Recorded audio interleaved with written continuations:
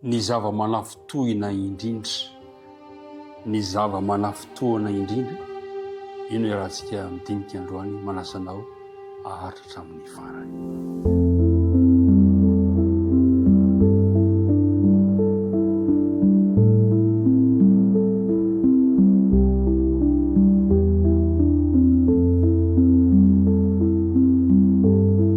Miara-bahantsika rehetra amin'ny anaran'i Jesosy Kristy tompontsika, afaka miaona, afaka miantrano aminao indray amin'ity androany ity.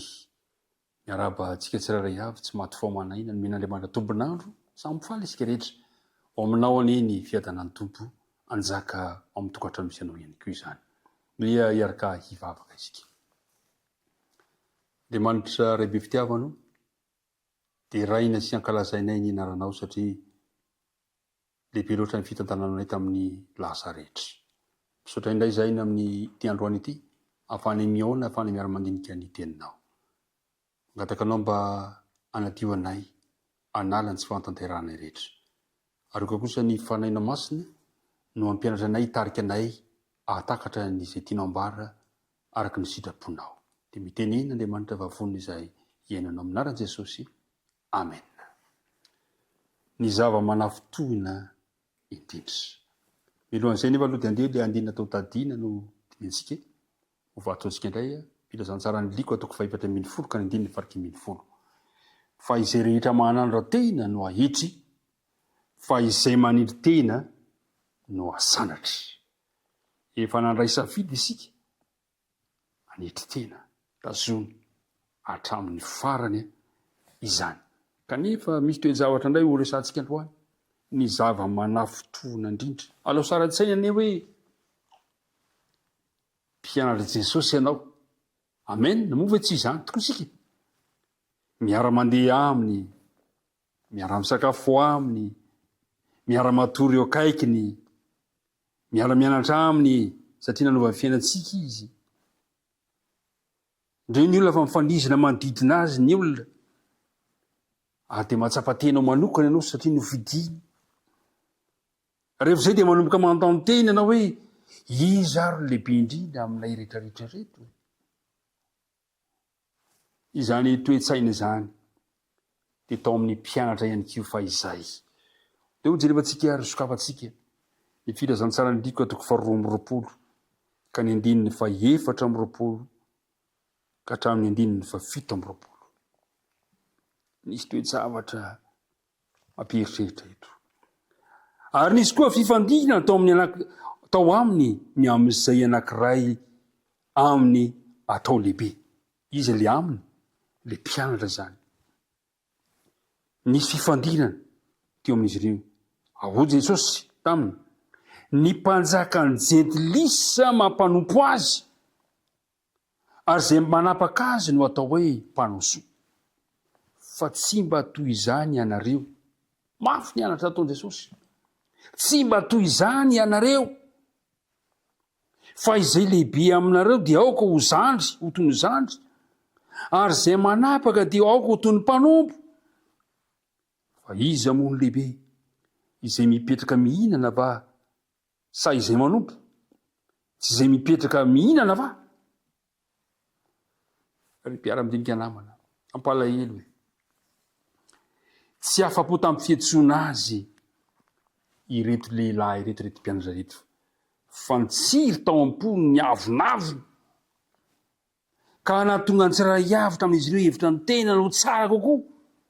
Ka mieritreritra manao izany tokony ho lehibe noho ny toerana misy ahy. Tena mora tokoa ny mamela ny eritreritra hibahana toy izany ao an-tsaina. Kanefa isika dia ilazana fa tsy misy zavatra mampalahelo an'Andriamanitra sy mampidi-dozana fanahin'ny olona tahaka ny avinavina sy ny fiheveran-tena ho ampy. Tena zava-doza sy mampalahelo an'Andriamanitra izany. Eo amin'ny fahotana rehetra dia ny avinavina sy ny fiheveran-tena zavatra no tsy misy fanantenana indrindra sy tsy azo sintranina indrindra. Mampatahotra izany. Kanefa reto mpianatra dia naniry hoe izy mba teo lehibe ary nifanditra mihitsy izy ireo. Tena manafitohana an'Andriamanitra mihoatra noho ny zavatra rehetra ny avinavina. ary zay le dinika fanaontsika hoe ny zavatra manafotoana indrindra aika le zavatra manafotoana indrindra dia ny manafotoana an'Andriamanitra ny avinavina raha vao miavinavina dia tsy akasitran'Andriamanitra izany kanefa dia tiana ilaza ihany koa fa toetra sarotra resena izy io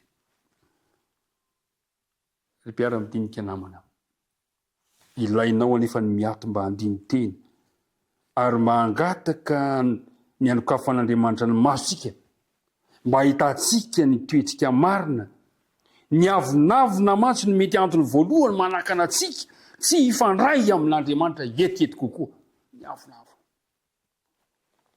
io no toetra manafotoana indrindra an'Andriamanitra ary zay ny zavatra nahatonga ny Jesosy hiteny hoe tsy mba toy izany anie ianareo hoe tsy mba tahaka ny mpanjaka ny amin'izao tontolo izao nge ny fiainanareo hoe ny mpanjaka zao tontolo izao izy no ambony ary izy ny manapaka fa ianareo tsy mba toy izany fa zay teo lehibe aminareo aoka ho toy ny zandry ary zay manapaka aminareo aoka ho toy ny mpanompo ary zay le andinina tao dadiana hoe zay rehetra manandra tena nge ahetro Jesosy fa zay maniry tena no asanatra raha tsapanao ary androany fa Andriamanitra rery no afaka manaisitro ny avinavina sy fitiavan-tena amponao dia mitsanona kely tinono izao vavaka izao raha tsapanao fa Andriamanitra rery no afaka manaisitra ny avinavina sy fitiavan-tenanao dia mitsanona kely tinono izao vavaka izao hoe tompo raiso ny foko fa tsy afaka manolotra azy ho anao aho fanananao izy ka terizo madio fa tsy haiko ny manao an'izany vonjeo ana dia tsy mendrika aza vonjeo ty tenako malemy sy tsy manam-pitoviana amin'ny endrika aho volavolay ao Andriamanitra amboary akaro amin'ny rivi-piainana madiso masina dia amin'ny rivi-piainana sarobidy ikorianao amin'ny fanahy ry mpiara-midinika namana andeha isika ametraka n'Andriamanitra amin'ny fiainantsika ka hanala ireo avinavina rehetra amin'ny fiainantsika tsirairay avy ka hitondrany antsika amin'ilay toetra ny mpanompo toetra manitry tena da hoentina mavaka izany androany Andriamanitra ray eo esory ao anatin'ny sainay ny fiviran-tena ho zavatra tsinotsinona izahay izay tokoa anika toy ny kankana sy olotra ihany tsinotsinona kanefa noho ny avinavinay zay hitarian'ny satananay dia mitady hevi tena ho zavatra izahay tena manafotoana anao izany toetranay izany mamela tompony elokay ny amin'ny avinavina taonay androany ary amboary tefeo ahitsio ny toetranay ka ialanay izany toetra zay tsy akasitrahanao izany petraka belatana ny fiainanay tonoana vavaka aminara Jesosy amen